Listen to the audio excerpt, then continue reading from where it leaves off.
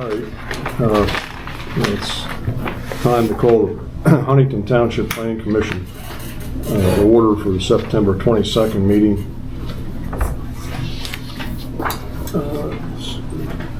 First item, public comment on agenda items. Is there anybody, anything on the agenda that you want to discuss? I have a comment on the agenda under old business. It just says discussion. That was just a placeholder in case something else needed to be added. Okay. And I just forgot to delete that. Okay. So we don't have. There's nothing under old business to discuss on. Thank you. We were wondering about that. Scratch that. Not hearing any other comments. Need to approve the minutes of the August meeting.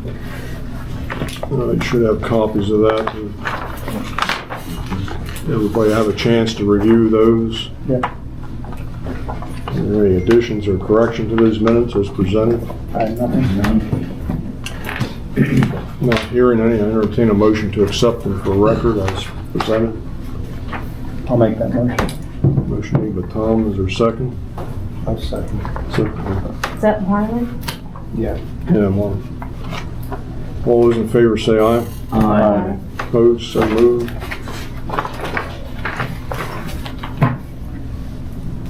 Alright.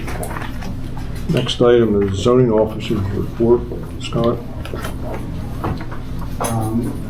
I gave you some handouts that had inspection information from James at MDIA. And I gave you another printout that has all the active permits that MDIA is currently open and outstanding. They haven't been closed out yet. And on the screen is the most recent activity for the zoning permits in the township. Future home and driveway for the Weavers, building addition for the Murons, electric generator, swimming pool, deck, another single-family home on Oxford Road, and a well for Weaver. If you look at row 53, we had a zoning permit application on South Ridge Road for a racetrack. I went out there and talked to the owner and looked through the ordinance and decided that a racetrack is not a permitted use. It's not a use at all listed in our ordinance, so I had to deny that permit. For any use that's not specifically specified in the ordinance, they're permitted to submit a special exception for that. So I don't know if they're going to pursue that route or how they're going to respond to my denial letter. Okay. When would they have gotten that? The denial letter was a day after our last meeting? Okay. So they've had it for a while. Okay.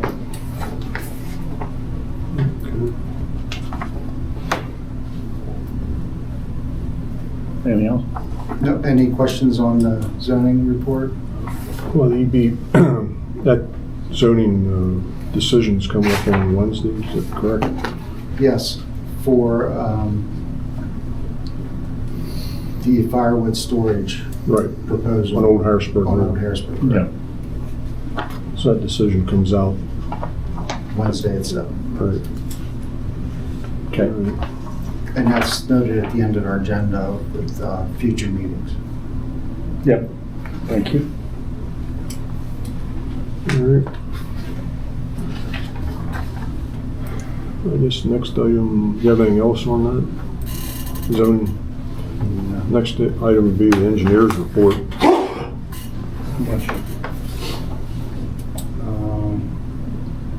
I apologize, I don't have a printed, updated one for you. I I'm not sure if I included that in my email or not. I gave you an email with a link with a whole bunch of information. I'm not sure if that was in there or not. But, of course, the Greenbrier project is completed. The Myerstown project construction is now completed and the road is reopened. Just waiting for some grass to grow. The update to the subdivision land development ordinance, that is on the agenda for the next supervisors meeting.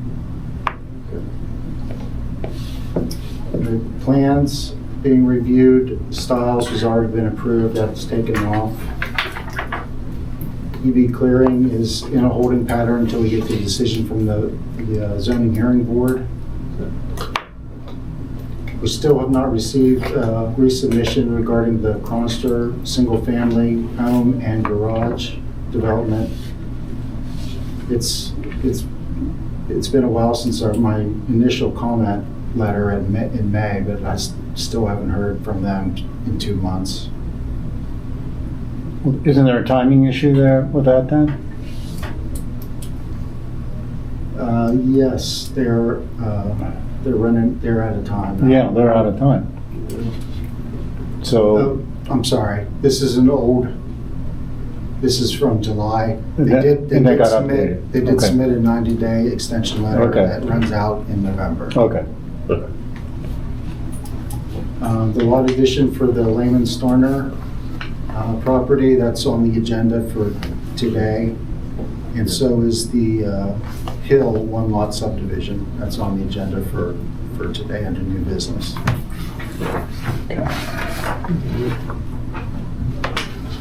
Is there anything else? That's Is all that I it? have. Old business, there was none. We scratched that discussion. I guess we move on to new business. I don't know if this is the right time to bring it up, but I think I'm going to do it right now. It's not on the agenda, but I was thinking about this a lot. Make a recommendation to the Board of Supervisors to get a plaque created to honor Pat Davis and her years of service here at the township, to be able to have it posted on the wall around here in memory of her. So, somebody want to make a recommendation? I'll make a motion that we look about getting a plaque for Pat. Okay. Motion made by Jeff. Is there a second to that? No, second that. Second by Marlon. All in favor, say aye. Aye. Okay, so moved. So that's up to the supervisor to complete that, do whatever, it's up to your Yep. ballpark. Now, moving into the items in the new business. The Hill one lot subdivision. Ron, are you representing it? Yeah. It's actually in Huntington Township, there's just the other side of the creek. The subdivision is in Tyrone. And it was just courtesy to bring it in here and have you look at it. There's nothing really being done in Huntington. And he did give me some comments, and I had talked to him, the Longstreet, over the phone. Yeah. And as far as the as shown on the agriculture permitted AC district, it is on the plan. It's on the sheets 2 and 3, which show it in Huntington Township, that it is that zone. And the other thing is to show the dimension of the building setbacks. Well, due to the fact that the floodplain and the floodways there is no setback. It's all encompassed in the floodway and floodplain. Okay. And the other one was building rates calculation. He was looking at sheet 2, which was existing features, which I showed the original what was allotted as far as building rights, which was 7. Then on the cover sheet, I covered that 1 being less with the new lot being created in Tyrone. So, but other than that, it's a fairly simple plan for Huntington. I mean, we're not doing anything in Huntington Township on that side. All we're doing is on the in Tyrone, on the south side of Bermudian and the west side of Oxford, we're creating a farm parcel there and a residential farm to be built in there.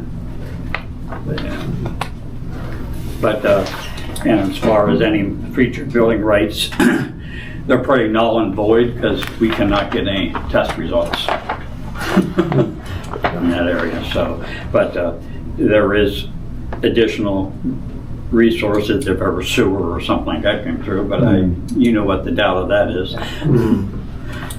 But yeah, so, but yeah, and we already.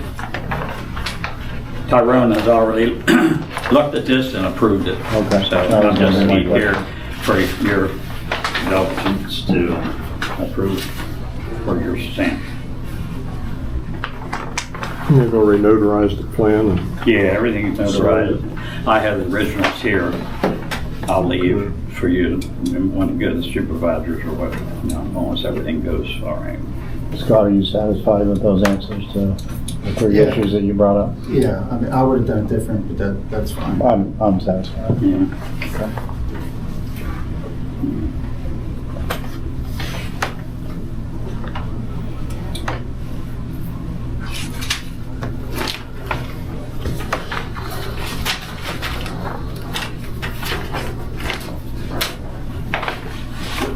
He said, all the mortgages and everything was done in Tyrone, so that's already taken Yeah. care of and all Clearly, the other. yeah. This is awesome. right.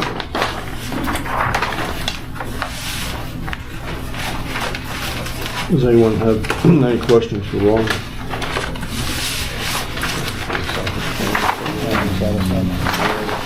Other questions?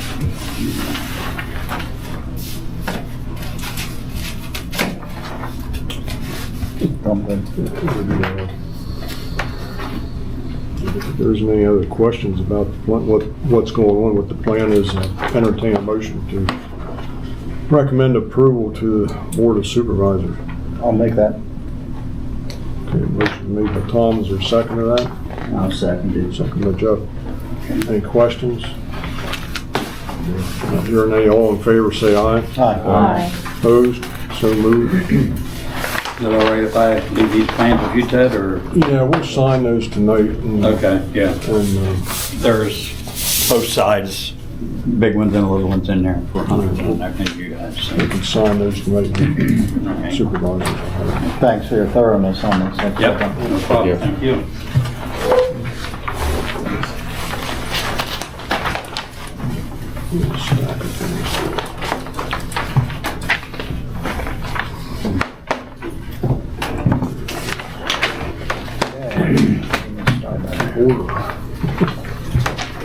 The next item is the Lehman Starner lot addition.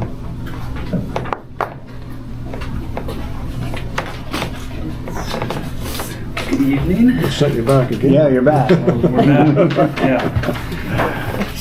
All right. So yeah, what we have is, Excuse me, can I have your name? I'm sorry, That's Thomas Keene, Burgett and Associates. Okay. Thank you. So what we have is very similar to just the last plan. The vast majority of our work here for this plan is in Dickinson Township, Cumberland County, and the small piece that is in Huntington Township is, we're not proposing, at the bottom left corner there, we're not proposing anything to be done there. Everything above is what's being proposed, and we were at the Planning Commission 2 weeks ago at Dickinson Township, and recommended conditional approval with the signatures, the seal. So pretty much just looking for the same thing here. So those were their only two conditions? Yeah, I do have, yes, it is. I do have some notes, some very, very minor notes from Adams County Planning Department. The only things that I have here is that they require the building setbacks for each lot to be shown, but they were not labeled with the actual dimensions. We revised that on the plan there, so all the setbacks are on there. And those aren't even in Adams County? And those aren't, and those, Okay. yeah. All right, thank you. And so, yes, so the bulk of the subject parcels are located in Dickinson Township, Cumberland County, and the Huntington Township portion has no road frontage or access points. As such, the proposed plan appears to meet the applicable dimension requirement of the RA district. That's noted. Okay, so back to the county planning. Was there anything else, because I interrupted you there? No, Okay. no, I have, you want to see the notes that I have here? Yeah, I'd like to, yeah. Is that in ours? Yeah, it's in there.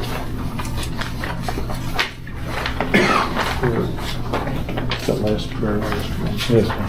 Okay. Yeah, it's the same. I'll give you that back. I got it. Thank you. Right. Noted. Okay, that's satisfactory. And then, Scott, your comments were satisfactory? Yeah, I mean, I had the same one about the setbacks. It was down here in the slope portion. Yeah, there's dimensions there, and there. And that's, Just putting the dimension on it? Yeah. Yeah, okay, okay, okay. Yeah. yeah, and up here in the upper right corner, that's where the subdivisions are taking place. Understood, yes.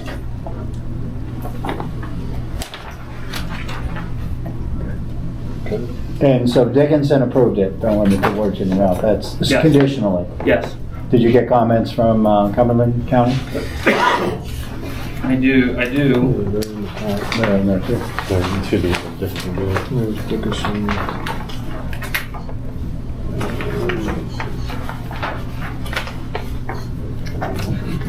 Did you say you had a copy of that? Yeah, Yes, it's in- yes, it's here.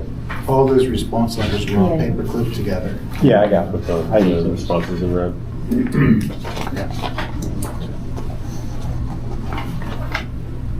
Okay. I got the same, so no.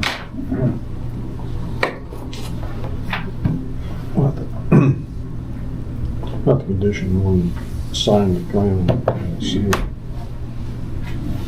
Well, that's their condition. You want to have the same condition? Same Yeah, condition. I understood. Okay. Now, Everybody good? Yeah.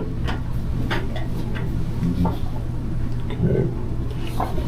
I'll entertain a motion to recommend conditional approval of the plan of the Lehman Starner subdivision, with conditions being that the surveyor's signature and seal be affixed to the plan for final approval, and also that the owner's statements be signed and notarized. I'll make that motion. I'll second. Motion's been made by Tom, second by Kyle. Any other questions? All in favor, say aye. Aye. Opposed? So moved. Ted, can you repeat conditions of the surveyor signature and stamp? Yes, Seal? surveyor's signature and seal, Okay, and what else? and the owner's statements be signed and notarized. Okay, thank you. Okay, All right. Thank you very much. All right. Thank you.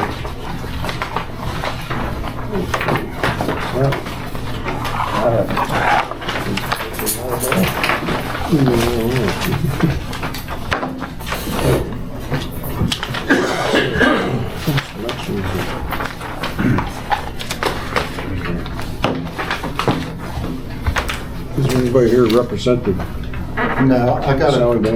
a call this morning, they asked to be tabled. They were originally gonna come for discussion, they weren't prepared for action on the plan. Okay. They decided, they requested to be tabled from the agenda. Okay. What's their timeline? They've got plenty of time, Plenty of time. they just started, they're just a month in. Okay.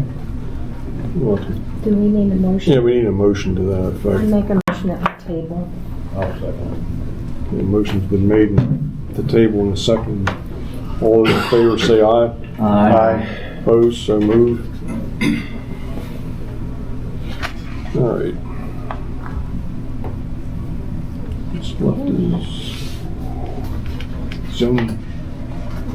is zoning ordinance discussion. You next, Derek. You're up, Andy.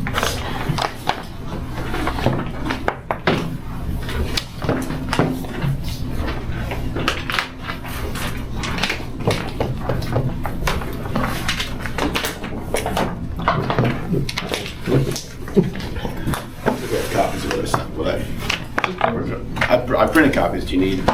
Yeah, I didn't print. This was the email, Andy? Yeah. Yes. Okay. Yeah. Take one. Pass one down.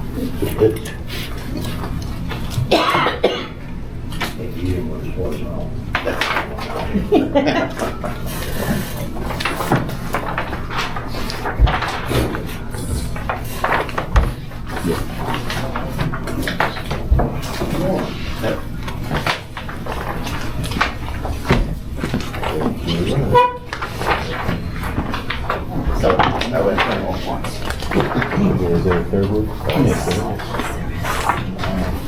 People get to that. There you go. Okay.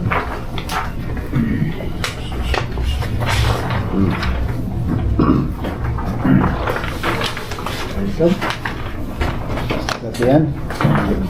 Yeah, There's three, right? Yeah.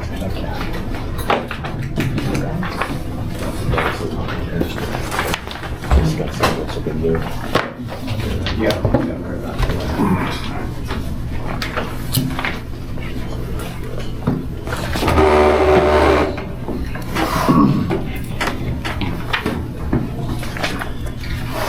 So, sent the three files out last week. Yeah. And handed them out here. Yep. Two of them I'm going to suggest that you keep a hold of. It's the one that looks like a table, and Yeah. the one that's just the list. Okay. Those, as once we were doing the saldo, we realized we wanted to, there's some stuff in there, the zoning that needed to be revised. I sat down and tried to take your ordinance and put it into a format that I could track where everything was, what had standards, what didn't, what uses were where, and what did we may have to change or add or things like that, something you can work from. I also wanted to see which uses that are currently in your ordinance also have performance standards with them and which ones don't. And that way we can, when we get to discussing some of these uses, we can see where those standards are.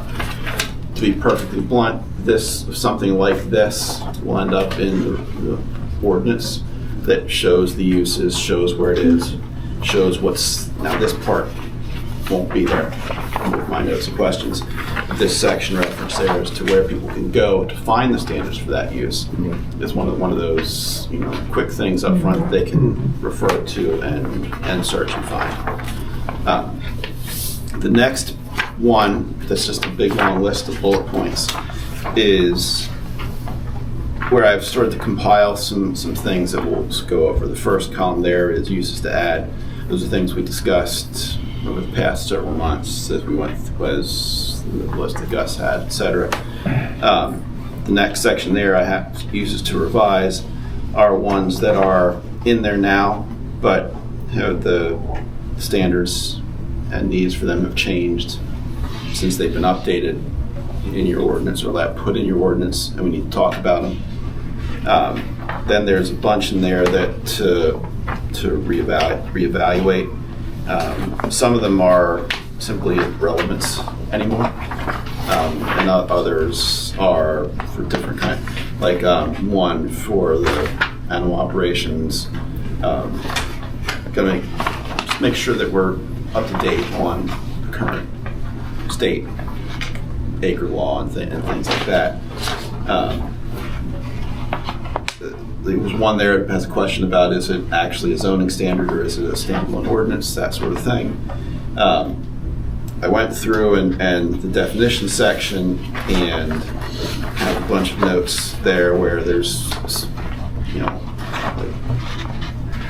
similar definition in the Saldo to make sure that it goes over into the zoning. So some of this is my notes to myself, notes for us as we go through the discussion process.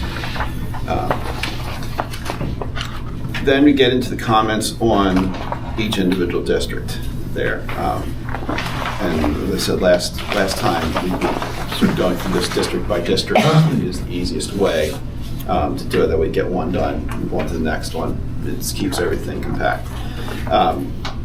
So what I try to do here is put some notes on what I saw on each one that were questions to discuss. And some of this is trying to figure out how did some things end up this way? What was the thinking behind that? If we still remember what that was. Yeah, that's gonna be the hard one. Yeah. So and that goes on for the AC, the 2 residential districts and the commercial district. Then there's some comments on the general regulations where consistent with the subdivision ordinance, like the parking and loading, the format needs to be revised. A lot of this is also making it more user friendly. It's a very text heavy, very wordy ordinance. There's more user-friendly formats that you can put things in that make it easier for people to go through and hopefully shrink the size of it. The sign section needs to be looked at regarding recent Supreme Court cases that deal with content-based signs. The best way I can think of it is, for example, there's old ordinance would differentiate between real estate signs or contractor signs or things like that, where the standards for the sign were based on what the sign said. You can't do that anymore. So there's an example.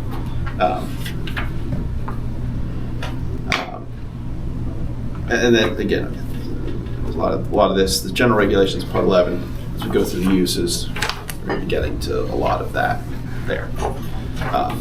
So that's the very quick and dirty. These two things. Keep hold of these because we're going to be looking at those from a future discussion standpoint, and I'd like to not print them off every time. So it's not going to change. Not going to change. Right. So. Okay.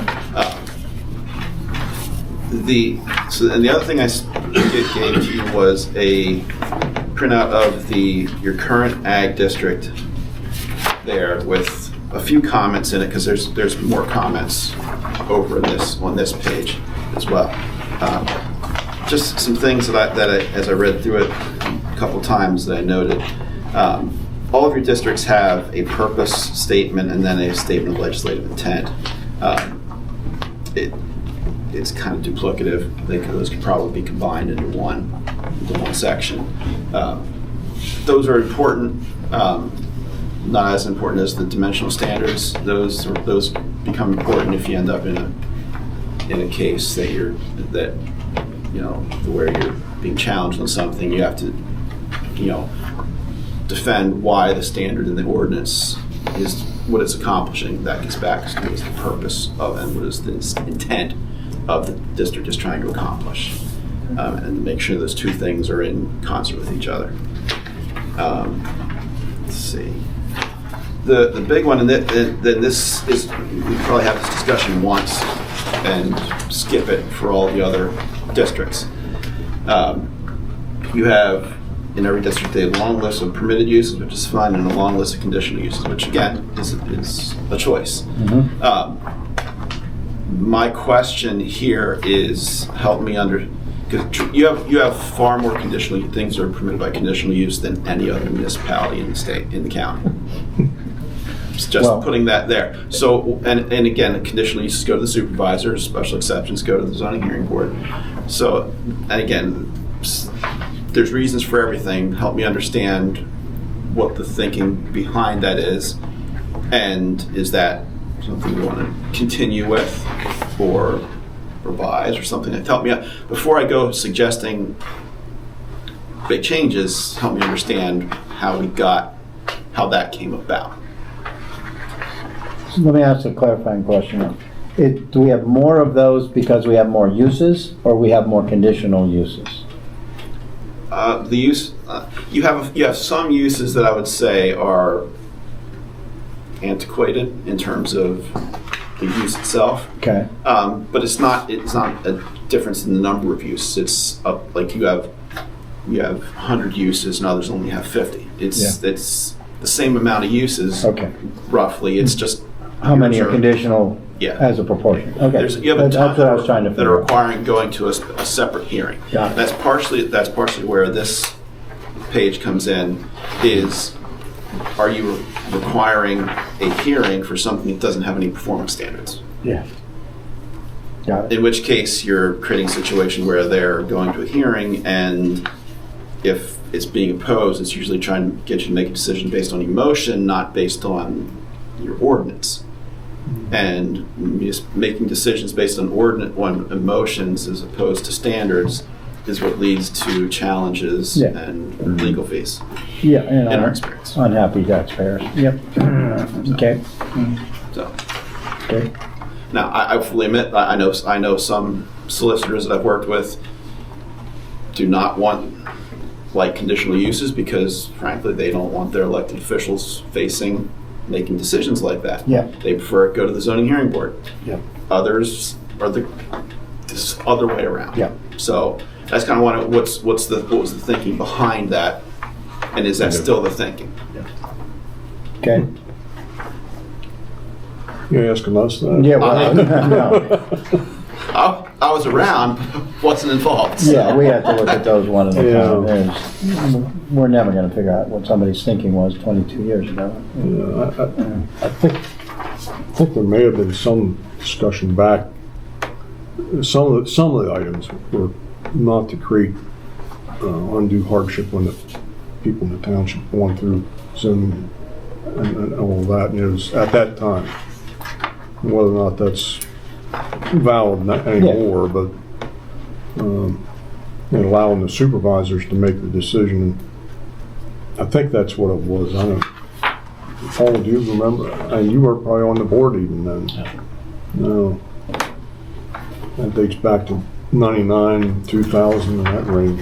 I mean, I remember that it was replacing the county ordinance at the time. Right. So it was transitioning from us doing it to the township enforcing it by themselves for the first time. Right. And that may have simply been a decision to let it to the supervisor. I guess the question is that what you still want? And that's fine. There's no harm in doing it that way. It's just a question, so we can split things up, have that discussion with specific uses.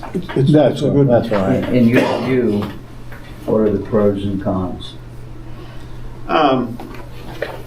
I think the first thing is to look at the uses that are in there and figure out, are the standards that you're requiring for them something that needs to go to a hearing, a physical hearing, or can it be enforced by your zoning officer? For number one. The second part would be, are there specific uses that need to have a greater deal of public review, which is what a conditional use or zoning hearing board report is. Are there uses that, by their nature, the requirements of them would need that extra step? Basically, you want the uses to go to hearing that there's something that the hearing is beneficial for. not as a step, just to have them go through the process. So, I can give an example. When accessory dwelling units became, and I'm not saying this is how you need to do it, when they first became popular ordinances, they got dumped into special exceptions or conditional uses requiring hearing. They were brand new. It was something that people weren't used to. Now, as we're several generations into that use being out there, they're saying, okay, well, that's not a big deal. That can be done by the zoning officer. Or, home occupations are another one where it's slowly going away from hearings into the zoning officer. So that's sort of discussion we would want to get to. There may be uses like, and I'll pick on easy ones, warehouses, data centers. Some of those, the big, what are traditionally conditional uses or zoning special exceptions now are uses like that, or other ones that have some sort of community impact that you need to review some extra studies. There's specific requirements that need to be, where the applicant needs to provide some documentation as to how they're meeting certain standards or certain things the community wants to see. Just since the last meeting, 2 different people have approached me. These AI centers are, and I know a lot of it's because of the publicity, but they were really, they don't want to see them. And ironically, I ran into somebody at an auction up around Greencastle, and he was a township official in some township up there. And they've been inundated with warehouses, and he said, we regret we ever went down that road. And he said, now we're being hounded by AI centers. And he said, we regret it. He said, yeah, they pour lots of money into the township, but he said in the long haul, he said, we regret we ever did it. We've been doing some research into the data centers as other municipalities have asked us, and one of the things we consistently see in stories out of Virginia, which is sort of the epicenter in the U.S., like there's some counties like down around Dulles, Leesburg there, where they're getting over counties. We're talking counties with 9-figure budgets. They're getting over half of their revenues, yearly revenues, just from that use alone. And the general consensus in a lot of the stories we see is the money is not worth it. It's like they try to sell themselves to the townships and make it seem like, well, you'll never have money worries. And he said that's far from the truth. There was one municipality that wasn't even a serious inquiry, it was just a sales job from the house developer. And they quoted a tax figure, which was enormous. And they went through it, they heard it, they were discussing it, and they're like, there's all these impacts to it as they're finding out. So, but man, saying no makes us feel like we're making the worst financial decision ever. Because we're saying no to, $4 million a year to the school district, $1 million a year to the county, $500,000 to the township. It makes you feel like a financial idiot to say no. But then there's the other stuff. So, but it's not to derail it with just that use, but that's an example of the type of things that it's a big use, more sunshine and light on that is required. There might be others that it's not impacting the whole community, it's just impacting that property. It doesn't really need a hearing. You got to look at what's the quality of life if they come in there just for the sake of the money. I completely agree.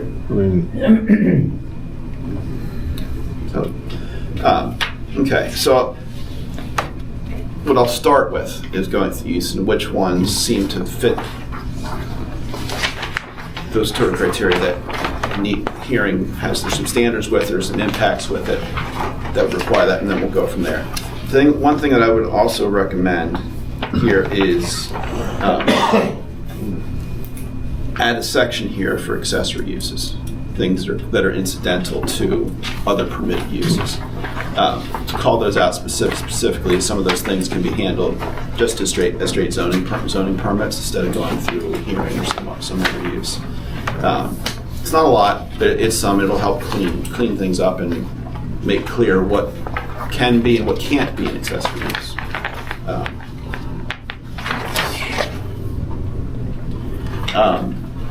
There's section 505, the dimensional requirements. There's a lot of paragraphs there. Some of that can be condensed down to one line, and then we have performance standards in other places that can do that. Like I'll pick on the first one, the lot area one there. There's at least 3 different standards in the minimum and maximum lot size there, and this big paragraph can be condensed down to 3 lines. 1, 2, 3. There. So as an example.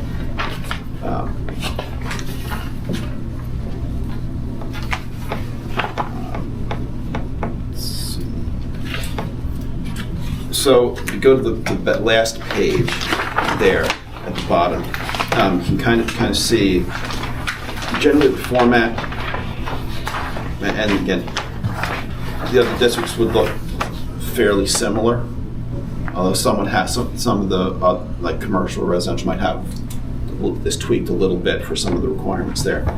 But you generally see something like this: statement of legislative intent, use regulations, split, principal, accessory, conditional. The general requirements, you're splitting things out in specific headings there. And then dimensional requirements, it's much shorter with the list there, bullet points, that sort of thing. A couple things I wanted to call your attention to here, specifically for the ag district. In the 503 there, I have something called added there, B, the large lot consolidation option.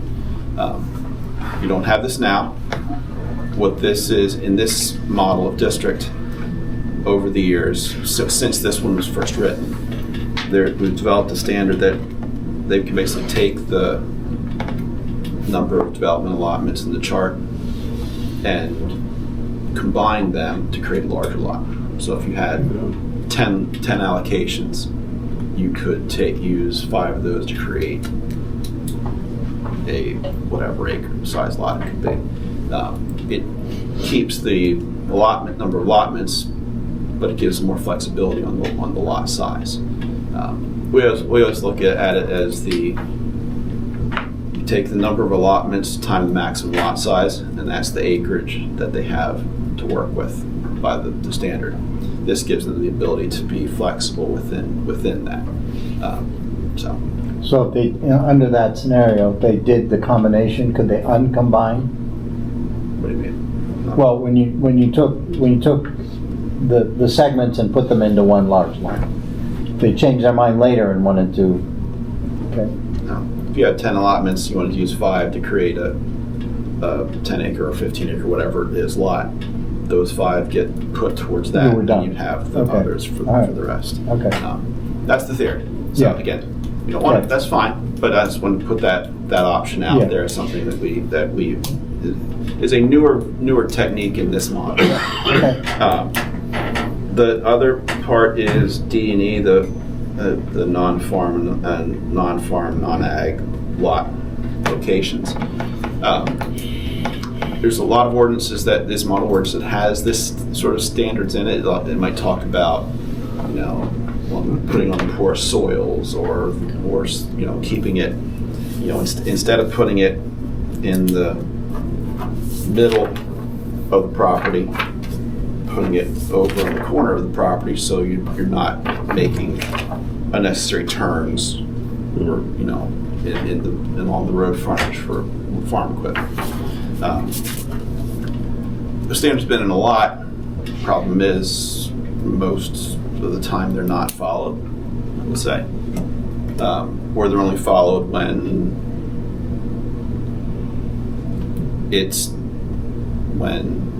somebody doesn't want something to happen. Yeah. And that's a convenient technique to I know what sort you're of saying. say no. Yeah. It's a tool. Right. Yeah. So my question is, to think about is how serious are you about wanting those sort of standards in the district? You have some things now.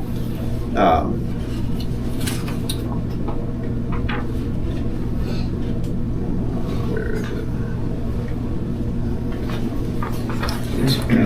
it? C on page.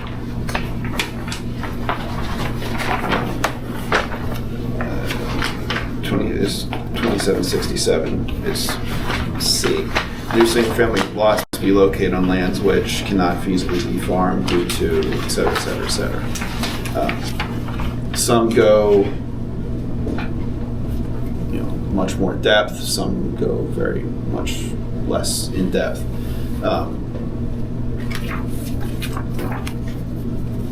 Has that? We rarely see that standard enforced or even evaluated anywhere. Unless, of course, as mentioned, somebody wants to use it for other purposes. So it makes sense. In some respects, you want to try to get, if your goal is to preserve large tracts of farmland, you want to do that in a manner that makes it efficient to farm. Mm-hmm. You don't want to be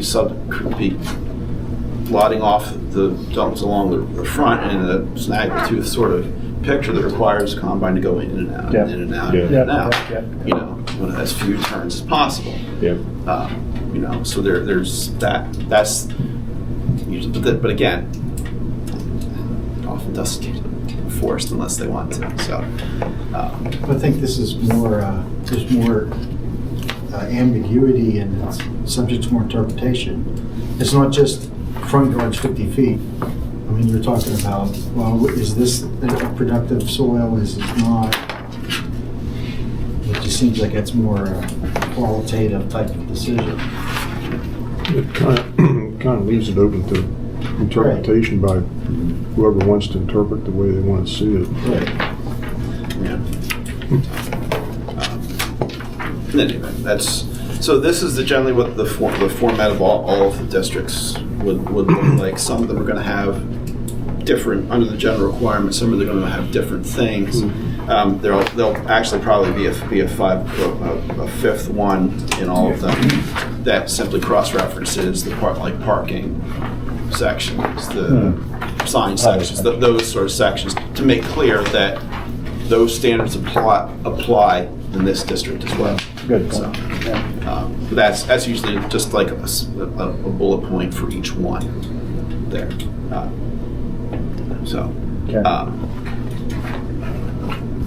Any thoughts on that general format? I like the idea. Yeah. I think my viewpoint is make this ordinance so it's easier to understand, clearer for people to read it, and also it'll make it easier for the zoning officer and whoever has to interpret things. There's no ambiguities there as far as, well, like a soil business, it says it must be used, but then it turns around and says, well, you can use it. Yeah. I mean, that's not good. Right. That's like that. That'll get thrown out in a court in short order.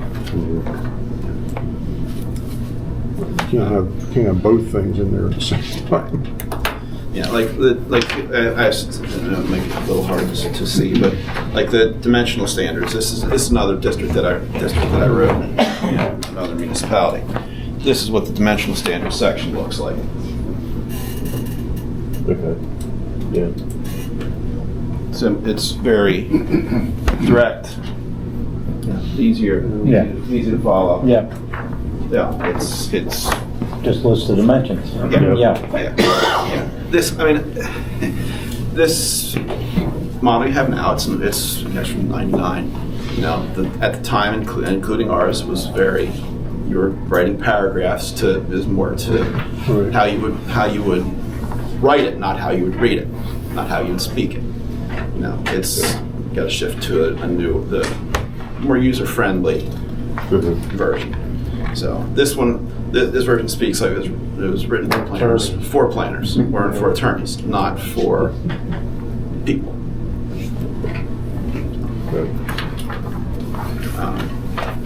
I'm all for user-friendly ordinances. And I said, this part here, I can't stress enough how like a permitted use table Yeah. with cross references to what section there, that's, and which district it's in. You know, that people Yeah. look, I want to do this. Okay, I see campgrounds are permitted here. Yeah, Yeah. So, no, that's great. Yeah, this is. one of the things so the next steps would be, I'll craft this district up into this format, Yep. and we'll start going through it that way.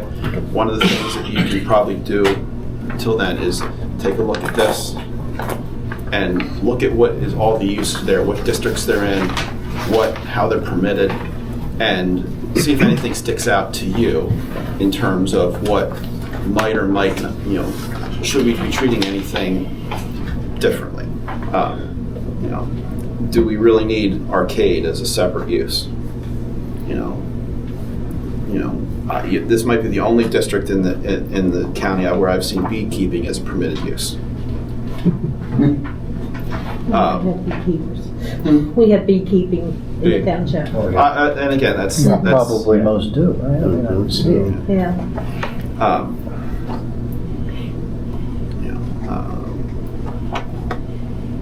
Very significant beekeeper.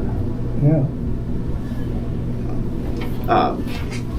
There's like you you permit 2-family dwellings as a conditional use in your ag district. That just doesn't seem like something that should be done, or be not necessarily compatible with that setting.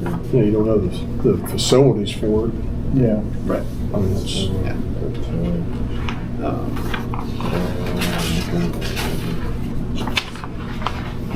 I'll give you a good example on the second page there. Hotel motel is permitted by conditional use, but there's no performance standards for it. Same thing with an industrial park.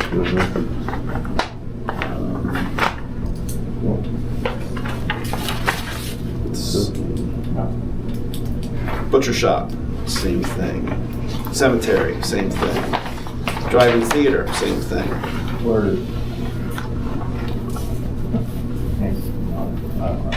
does the labor camp fit in? Labor camp in farm worker housing. Yeah. farm worker. That would be a great example. That's let me. Conditional use. I saw that somewhere. Conditional and ag. Is it there? I question why it's conditional use. Or did I miss it? Oh yeah, it's down there. Let me see. Yeah, so. I did see it. Okay, so and that's a good example. That's a great example to go into the difference between permitted use, and accessory use. Traditionally, and I understand why you're asking. Down here, That's farm worker housing. Oh, okay. All right. like farm worker housing Yeah. is traditionally accessory to a fruit farm or an orchard. It's not necessarily its own use. It exists because of those. It's usually on those properties.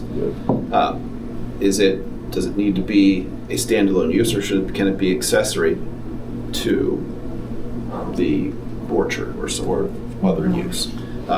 Would be an example. Right now, that would have to go to conditional use. If it's an accessory use, well, then it just gets proposed and has some standards with it. It goes as a permit or land-of-owned land, depending on what the size of it is.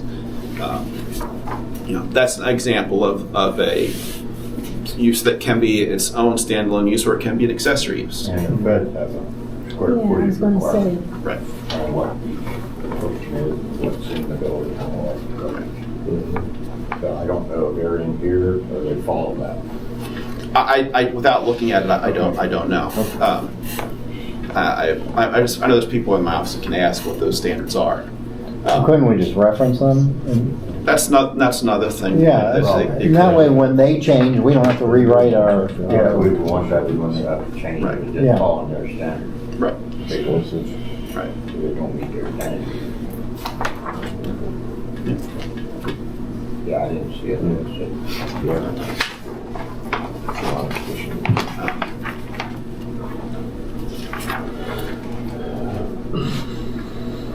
Yeah, it seems to me, look, I'm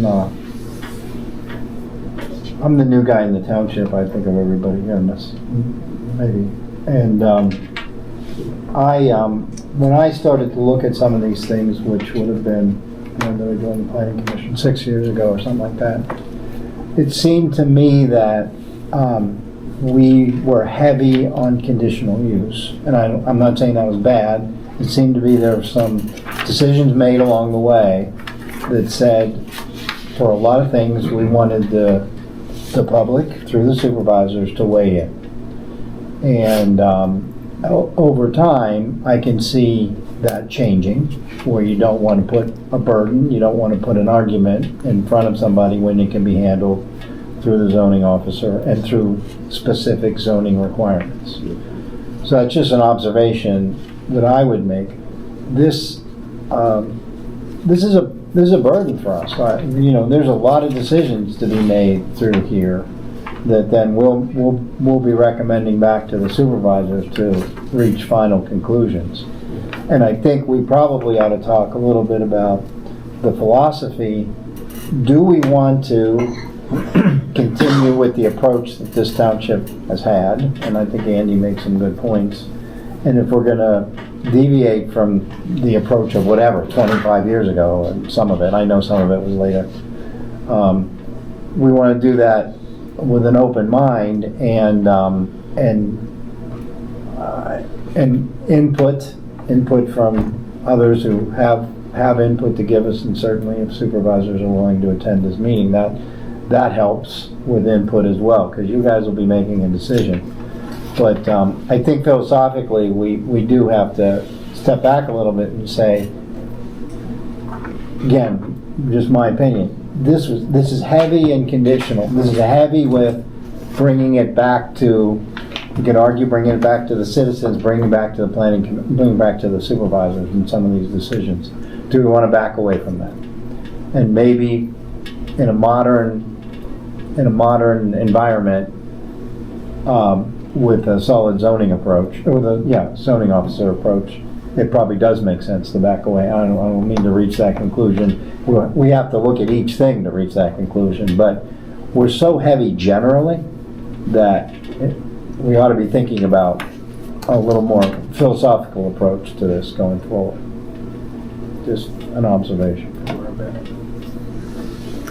So, if you don't have the conditional use, you end up with a special exception? No, you end up with more permitted. More permitted? Yeah, that's what I would conclude. Well, it could be, so you permitted, special exception, conditional. There's Correct. The last two, conditional and special exception, are the same thing, just different bodies. Yeah. There. Yeah. So and I'm not looking to add to that body, by the way, because I'm not sure how efficient we are with that. But that wasn't what I was saying. I was saying weight it more towards permitted, put more of the burden. First of all, part of the burden is objectivity instead of subjectivity. That's us. The second part of the burden is zoning officer. That's where the enforcement and compliance is going to come from. Then the burden would move towards, in more complex situations, more input needed, then the burden would move towards either special exception or supervisor. So that's what I was saying, to be clear.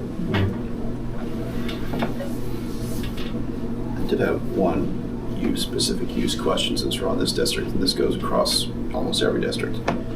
You list community sewage disposal systems and water facilities as a conditional use in, I think, all except one.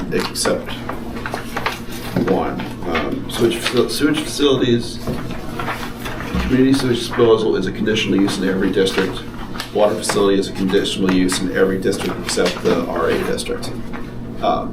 That's an antiquated, community systems are antiquated.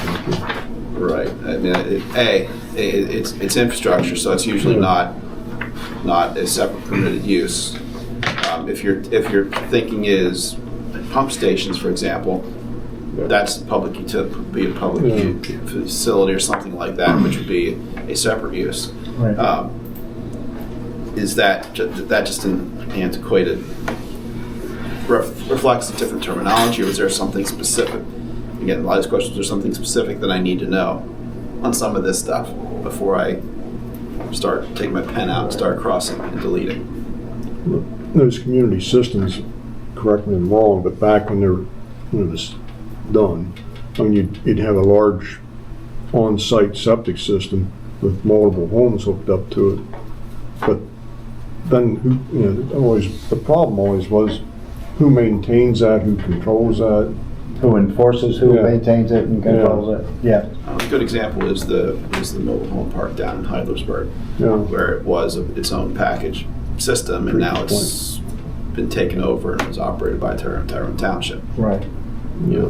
And those sort of systems DP's not approving those sort of. Right. I want to say they would, except that the requirements to effluent requirements are so strict that it's not financially feasible to do. To do, right. Interesting. I mean, I was going to say that I didn't think those needed to be as a permitted use. I was just wanted to make sure that there wasn't something that I was overlooking. I don't think so. No. No, I think, say somebody came in and wanted to do like 1,000 lots or something and maintain a system of their own, if DEP would approve it. I mean, that would be It might be economically feasible to do that if they're willing to do that, but I don't think we're going to encourage that. no, and that if somebody came in with something like Amblebrook or Well, yeah, one of the two that's a good two example. lakes, that in modern times that's going to be they might build it, but it's going to be turned over to another entity to operate. So it's going to act in effect operate like an authority. Yeah. Yeah. Sell out to York Water or something like that. Yeah. Yeah. Yeah, the township doesn't want to get in the business of running No. sewer systems. I mean, in this particular setting, I mean, I would, if something like that would crop up in either here or Lattimore, I would imagine that it would be some extension of the existing borough authority Yeah. in whatever that Yeah. had to look like financially.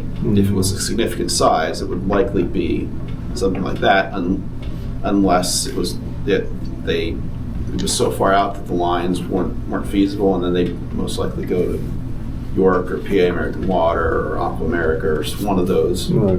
types to run it. Like they need when they put it in, everybody had their own septic system. Yeah. So, Until they figured out that the lake was polluted.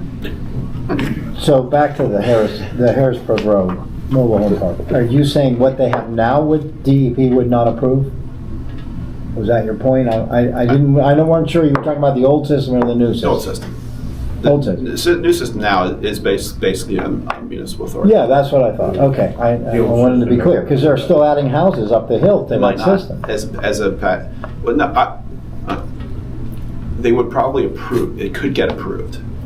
The issue is for a private entity to do it, it would have to meet the same discharge standards that the public authorities have to meet. That would be like the one that's down on 34. Yeah. There at, Yeah, water pole. Yeah, and it's simply, meeting those standards is simply not financially feasible for, not enough people paying into it. Yeah,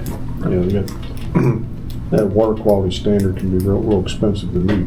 Right. You gotta have operators and everybody's water tests. well, and that tends to be why there are a lot of them are going to the publicly traded companies, is because they have the operators to do it. Whereas if you're, Testing every, how many days. Yeah. No, I still have to get the scale. That's the real. One year, every day. it's an accessory use, it's not a principal use to anything. Now if you had a water body here, a significant water body in the county that was being pulled from like your water pulls from Susquehanna, okay, maybe that's a different story, where you're going to have a large production plant or some of the Hanover reservoirs with that equipment. Okay, that's a different story. You don't have that. Yeah. Okay. So that's where I wanted to discuss with you tonight. Again, you feel free to make sure you hang on to these two items. If you have time, want to go through them and look at what I've noted here and check it in the ordinance, you have time, great. Okay. It'll help streamline things as we move forward. Next step for me will be to take the ag district and put it into a new format here for you and give you something to look at, and we'll go back and forth on the review of it and get that knocked out, and then we'll proceed to the next one. Okay. All right. All right. Thank you. Thanks.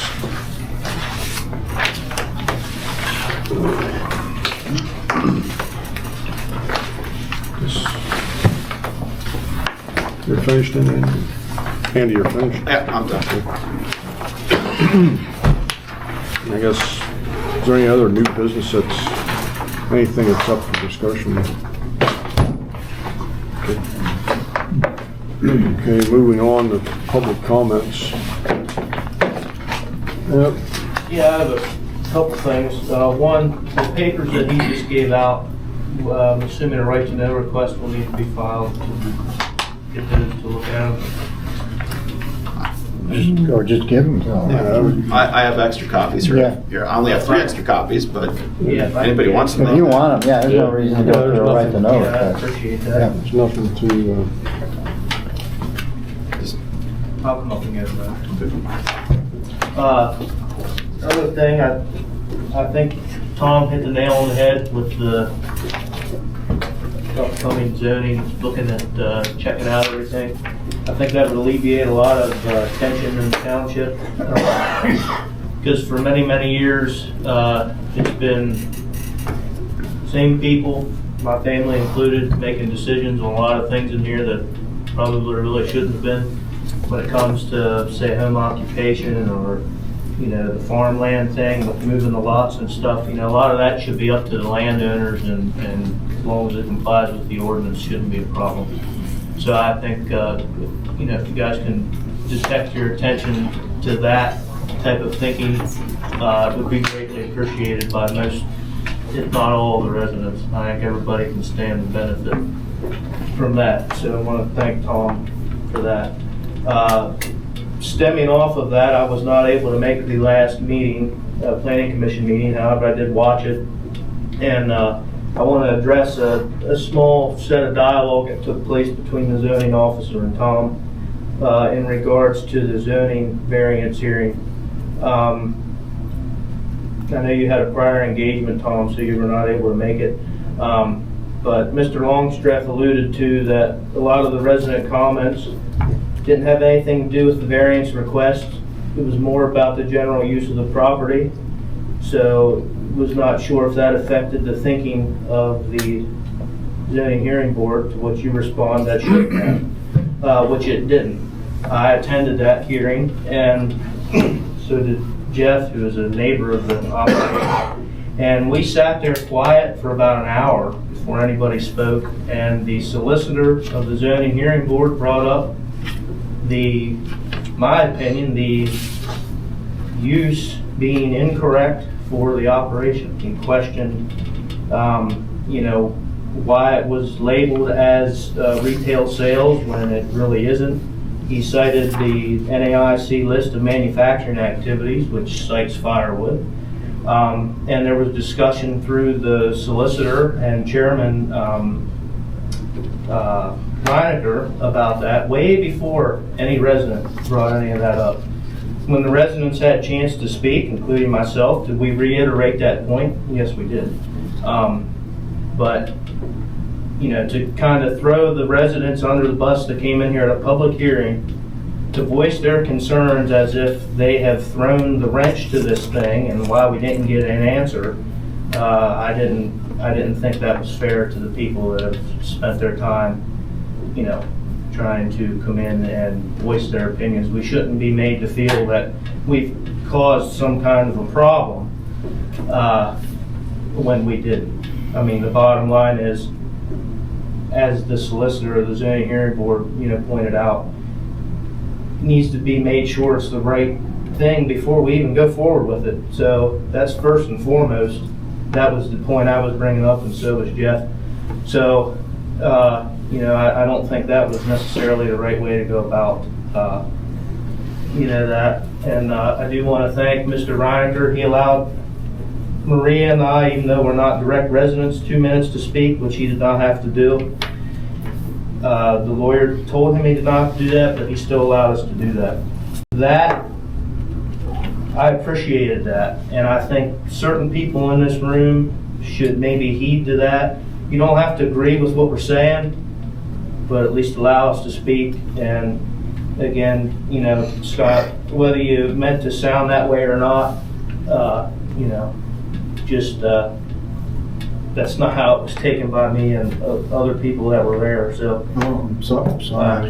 And that's fine. I'm just, Yeah, and the only point I would make, Cody, is that there are legal requirements to those hearings. I know that. And I don't want to get into a situation, and look, it's not up to, I'm not a lawyer, it's not up to me to even give any input, but I don't want to be in a situation where the zoning hearing board decision gets thrown out because they considered something that wasn't facts and evidence. Right, and that's why I was stating that, because the residents didn't even bring that up. I understand your point. As was made to sound, that Yeah. the residents no. Yeah. None of us said a word. They did that. They allowed that to be The said. solicitor did his own research before he came and was questioning this. So that's what I was trying to, again, you said it better than I did. We weren't trying to do that. Yeah, They noticed that on their own. Yeah. If you wouldn't have attended that and just were at the meeting last month, You would have had a different you impression. would assume that the residents weren't here trying to, and that's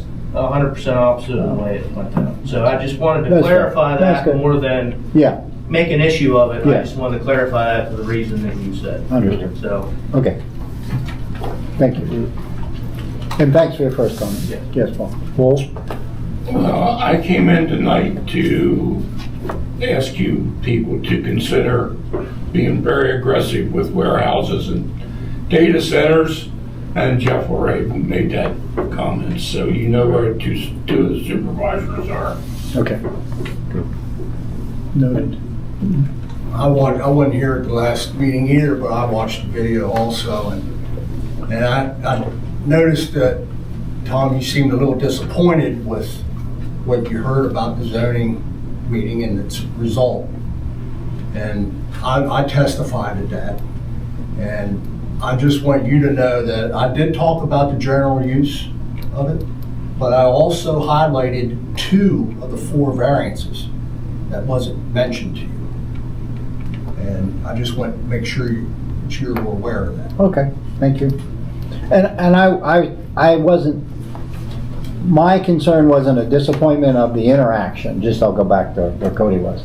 I want to make sure that they reach the right decision with the facts and evidence before them. and I believe they did. Yeah, fair enough. And I just don't want to have to do it again. Exactly. Because there was some issue brought up that shouldn't have been brought up. Right. And because they have a very narrow lane to run in and to make that decision. If they run outside of that lane, then their decision could be in dispute. Right. And that's right. Well, and that's more my concern. He's a resident, lives right beside him. Right. If they start making firewood, that's not going to affect me where I I live. understand. But Yeah. if we let him have his operation as sales and he's manufacturing something, that could create a cluster that we've already had going on over there before. And the township doesn't need that. No. With Gus gone, with Pat passing away, road projects a lot's not going right here, not by most people. Yeah. But the less of that we got to deal with, Right. the better. Yeah. We are vulnerable right now. Yeah, all fair.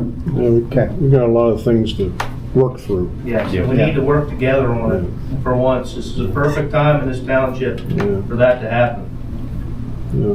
So that's all I got, guys, and thank you. All right. Maria? Yeah, one of the things that I was wondering about, a general question. So we have Mr. Merkel coming in for a year and a half on saldo. He had sent, I guess, a memo to Huntington Township about the Old Harrisburg Road Diller issue. And I was surprised to read that he indicated about it, the use also, and it indicated otherwise this submission should be treated as a light manufacturing. I'd like to know, why is it, how did this decision by the board go with what our engineer or our zoning permit officer indicated as retail? And why wouldn't they have taken into consideration this memo that Mr. Merkel sent in? And that's what's created the issue, I think, because this memo was brought up at the variance hearing. Are you, when you say memo, are you talking about county comments to the, Yeah, I'm sorry, development yeah. plan? Yeah, I'd have to go Because back it's to a that. memo form, I'm sorry, yeah, it's the Adams County Office of Planning and Development. Yeah. Well, I think that was the problem with that, is it started out as, One thing. and then a month, less than a month before the zoning hearing, now it's nothing to do with that, it's something else. So, right, so that's why I said, it's not one person, but these eggs need to be made. We all know, you do, Tom, with what happened over there already with E&B, the neighbor sued them. There's been, we don't need all that all over again. We have the rules in place to do it. It just needs to be, and that's what especially Jeff is trying to, you come to the planning commission meeting and say something, go to the, and it just seems like you get nowhere. Yeah. And I think we got farther now here this evening than the past 5 minutes than we have this whole time. So, The use needs to needs to be right. be right Yes. with the application. Exactly. Right. And there's no reason for that not to be. Right. And that's not been the township's fault, because you No. guys are not the property owner that are changing it. No, you're right. Yeah. Yeah, but you wanted to say something? I just let me comment. The review letters that we write, we do it for every subdivision land development plan around the. Can you speak up, please? I have a hearing issue. I can never hear the engineer and some of the people up here, so I usually have to watch the video afterwards, but We do those similar review letters for every subdivision land development plan in every municipality. We're required by law.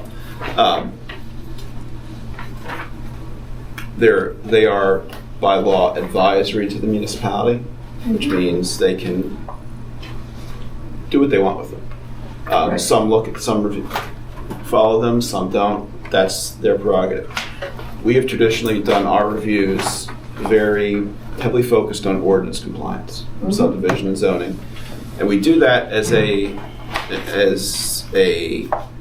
sort of second set of eyes on it from a different perspective than the engineer or the zoning officer or the municipality.